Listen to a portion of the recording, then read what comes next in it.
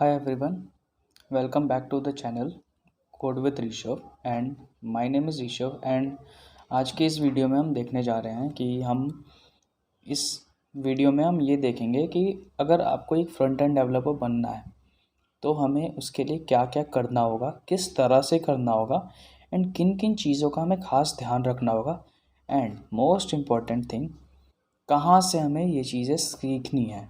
अगर आप एक बिल्कुल बिगिनर हैं इस कोर्स के लिए, इस चीज़ में, इस फील्ड के लिए, तो आज के इस वीडियो में मैं आपको कंप्लीट एक रोड मैप देने जा रहा हूँ जिससे कि आपको ये पता चल सकेगा कि आप एक फ्रंट एंड डेवलपर कैसे बन सकते हैं। तो चलिए वीडियो को हम शुरू करते हैं।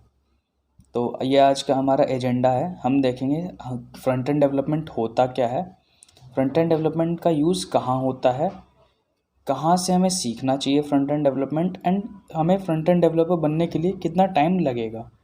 तो चलिए आगे देखते हैं। तो हमें लर्निंग के हमें 4 स्टेप्स हमें फॉलो करने हैं।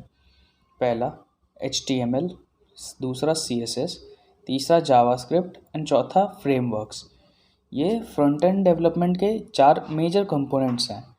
जैसे कि HTML जो है, बहुत लोगों आप जानते होंगे कि फ्रंट एंड डेवलपमेंट के लिए हमें ये 3 चीज़ें तो चाहिए होती है, HTML, CSS और जावास्क्रिप्ट। पर फ्रेमवर्क क्या है, तो ये हम आगे चल के हम इस वीडियो में हम फ्रेमवर्क के बारे में भी हम डिस्कस करेंगे। चलिए एक एक करके देखते हैं ये HTML, CSS, जावास्क्रिप्ट और फ्रेमवर्क्स क्या होते हैं। तो पहला है HTML।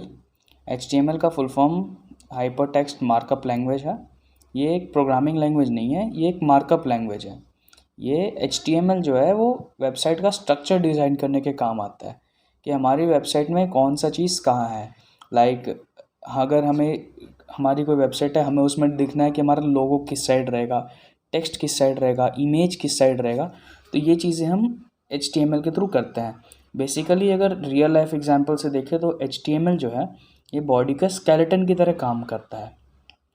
ठीक है, तो आगे बढ़ता है वो। अगला है CSS। CSS stands for cascading style sheet.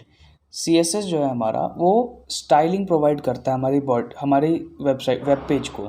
कि हमारे वेब पेज का एलिमेंट तो हमने उसको फिक्स कर दिया कि हाँ वो यहाँ पे रहेगा, यहाँ पे रहेगा, बट अब वो दिखेगा कैसा, उसमें उसकी डिज़ाइनिंग कैसी रहेगी, हम ये चीज़ हम देखेंगे CSS के अंदर। कि मतलब जैसे रियल लाइफ में अगर जैसे हमने अपने बॉडी का हमने कहा था कि HTML जो है वो स्केलेटन की तरह काम करता है।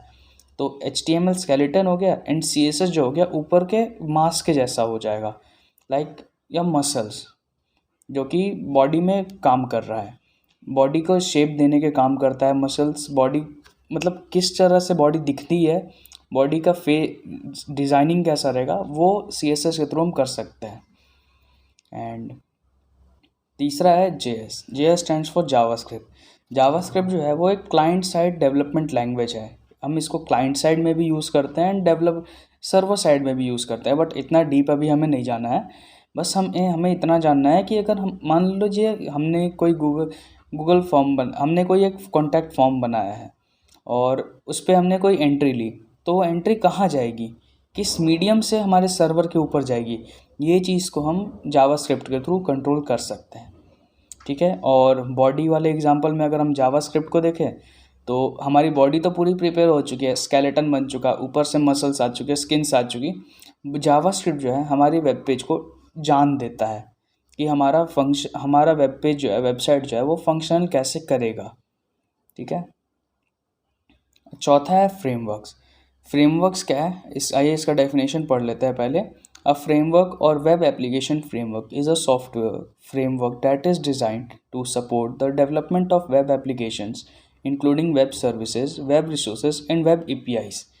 तो इतना फॉर्मल डेफिनेशन पर ना जाते हुए फ्रेमवर्क्स के बारे में हम सीधी सीधी बात करें तो फ्रेमवर्क एक ऐसी टेक्नोलॉजी है पर्टिकुलर लैंग्वेज के अंदर जो कि हमारे काम को आसान करती है। तो अब हम ये जानते हैं कि मतलब हमें जो है इस चीज़ के लिए हमारा ये प्रोग्राम हम जो सीखना चाह रहे हैं फ्रंट एंड डेवलपमेंट, इसके लिए इम्पोर्टेंट फ्रेमवर्क्स कौन से होते हैं। तो पहला है Bootstrap, React, Solid JS, Tailwind CSS, Materialize CSS।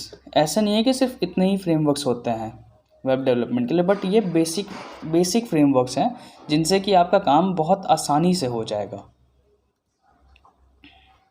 तो ये हमारा, आइए हम एक बार इस सब चीज़ों को हम एक बार रिवाइज कर लेते हैं कि हमने अभी तक क्या देखा है इसमें। तो पहला हमें क्या करना है, फ्रंट एंड डेवलपमेंट का हम रोड मैप देखने जा रहे हैं। तो रोड मैप में हमें पहले क्या करना होगा, वेब चीज़ें सीखनी है। क्या सीखनी है, तो वो है HTML,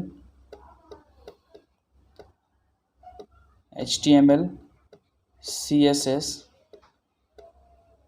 एंड जावास्क्रिप्ट। ठीक है, HTML किस काम आता है, स्ट्रक्चर प्रोवाइड करने के।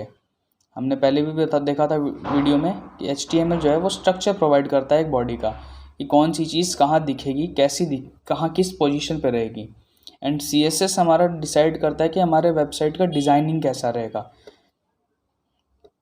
एंड जावास्क्रिप्ट जो है हमारे वेबसाइट को डायनेमिक लुक देने के काम आता है, हमारा वेबसाइट फंक्शन कैसे करेगा।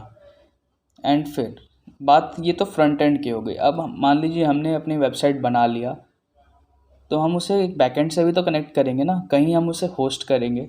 होस्टिंग के बारे में अभी हम इस वीडियो में डिस्कस नहीं करेंगे, क्योंकि ये सिर्फ फ्रंट एंड डेवलपमेंट का एक रोड मैप है कि हमें किस तरह से किस चीज़ों को सीखनी चाहिए as a front end developer बनने के लिए। हमें सिर्फ बहुत सारे यूट्यूब चैनल्स हैं ऐसे जो कि आपको ये चीज़ें सिखाते हैं, बहुत सारे रोड मैप्स अवेलेबल होते हैं। पर बहुत लोग मुझे ये बात बताते हैं कि भैया मुझे ये चीज़ समझ नहीं आया, मैं फ्रंट एंड डेवलपमेंट सीख रहा था, मैंने ये चीज़ें सीख ली, अब मैं इसको डिप्लॉय कैसे करूँ, मैं इस चीज़ पे काम कैसे करूँ, मुझे ये चीज़ समझ नहीं आ रहा। तो इसीलिए मैंने ये वीडियो बनाया ताकि आप लोग क्लियर हो सके कि हाँ, हमें फ्रंट एंड डेवलपर बनना है तो हम उसके लिए कौन सा करेक्ट रोड पाथवे होना चाहिए जिससे हम सीखें ये चीज़। ठीक है, अब इतना हो गया। इसके बाद हमने अपने वेबसाइट को बैकएंड से कनेक्ट किया। बैकएंड से कनेक्ट करने के बाद में हमारी साइट लाइव हो जाती है। जैसे कि google.com है, उन्होंने भी अपना एक फ्रंट एंड बनाया होगा, फिर उन्होंने अपने फ्रंट एंड पार्ट को अपने बैकएंड सर्वर से कनेक्ट किया है। उसके बाद फिर उन लोगों ने अपने वेबसाइट को होस्ट किया, जिसके थ्रू हम उसे लाइव चेक कर पाते हैं। अब बहुत लोग आपसे मुझे ये पूछते हैं कि भैया फ्रंट एंड डेवलपमेंट ठीक है, हम ये तो सीखना हमने चालू कर दिया, बट हमें सीखने में टाइम कितना लगेगा। तो अगर मैं अपना पर्सनल एक्सपीरियंस आपको बताऊँ तो मैंने वो फ्रंट एंड डेवलपमेंट के लिए 1 महीना लिया था सीखने के लिए। बट ऐसा नहीं है कि आप भी 1 महीने में ही सीखेंगे। आप अगर चाहें तो आप 15 दिन में भी सीख सकते हैं, और आपको 6 महीने भी लग सकते हैं सीखने के लिए। बहुत सारे पेड कोर्सेज आते हैं, फ्री कोर्सेज भी अवेलेबल है बहुत सारे, जो कि आपको 1 मंथ की कोर्स, 6 मंथ्स के कोर्स प्रोवाइड कराते हैं फ्रंट फुल स्टैक के लिए। I am only talking about front end development. तो टाइम इस चीज़ पर डिपेंड करता है आप कंसिस्टेंट हो या नहीं हो, आप सीख किसके पास से रहे हैं। मोस्ट इम्पॉर्टेंट चीज़ यही है कि आप कहाँ से सीख रहे हैं, आपको ट्रेन कौन कर रहा है, आप कितने कंसिस्टेंट हैं। अगर आप कंसिस्टेंट रहोगे एंड आप अगर सही जगह से आप सीख रहे हो, तो मेरे अकॉर्डिंग 1 महीना बहुत है आपको सीखने के लिए। आप अगर HTML सीख रहे हो तो HTML के अंदर आपको बिल्कुल डीप में जानने की कोई ज़रूरत नहीं है। आप HTML को अगर आप ऊपर ऊपर से जान के, अगर आप CSS एंड जावास्क्रिप्ट में भी अगर आप मास्टरी कर लेते हैं, तो भी वो आपके बहुत काम आ सकता है। अगर मैं बात करूँ कि पर्टिकुलरली कितना टाइम देना है, तो HTML के लिए आप मैक्स टू मैक्स 1 वीक दे सकते हो।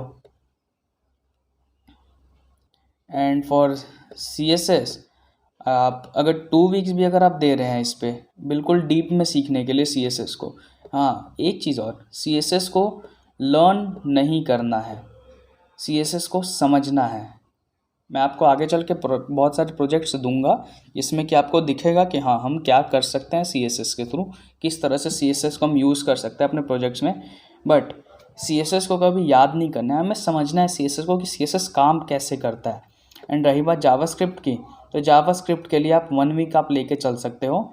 एंड ये तो आपने सीख लिया, बट सीखने के बाद में ये ऐसा नहीं है कि आपने बिल्कुल काम को खाली छोड़ दिया है।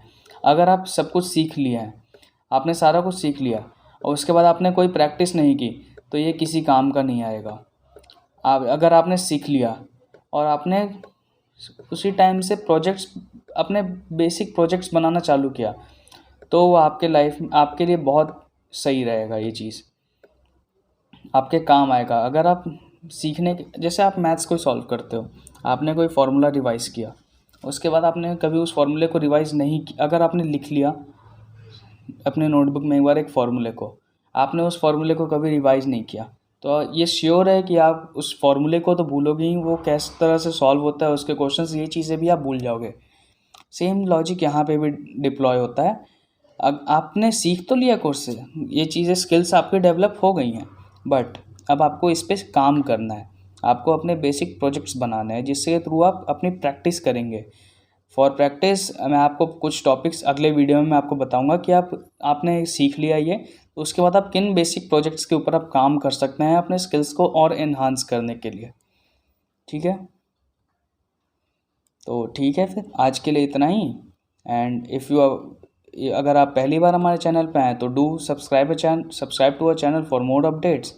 ऐसी और भी वीडियोस आएंगी, और भी बहुत सारे हम रोड मैप्स लेके आएंगे आपके लिए, एंड हम आपके लिए कुछ प्रोजेक्ट्स भी लेकर के आएंगे जिनके थ्रू आप प्रैक्टिस कर सकते हैं अपने चीज़ों को। Thank you.